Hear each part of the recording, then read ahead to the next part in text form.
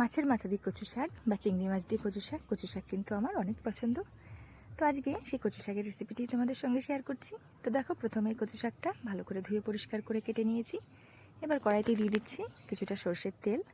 তেলটা গরম হয়ে গেলে দিয়ে দিচ্ছি 4 থেকে 5 কোয়া থেতো করা রসুন, আর দিয়ে দিচ্ছি আগে থেকে ভেজে রাখা চিংড়ি মাছগুলো, যেটা আমি আরও একবার ভেজে নিচ্ছি।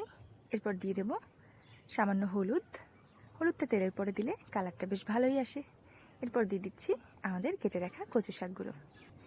এরপর একটু কোনোরকম নেড়ে চেড়ে তারপর ঢাকা দিয়ে দেবো কোনোরকম জল ছাড়াই। তো দেখো, কচু শাক কিন্তু আমাদের কড়াই পুরোটা ভর্তি হয়ে গেছে। দেখে মনে হচ্ছে অনেকটা বেশি, তবে না, কচু শাকের থেকে কিন্তু অনেকটাই জল বেরোয়। তো তার জন্যই কোনোরকম জল ছাড়াই এভাবে ঢেকে দিলাম। তো কচু শাকটা ঢেকে ঢেকেই রান্না করতে হয়।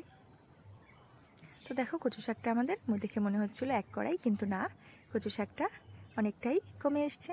তো দেখেছো কতটা কচু শাক ছিল আর কমে গিয়ে কতটা হয়ে গেছে। তো এরপর দিয়ে দিচ্ছি সামান্য লঙ্কার গুঁড়ো।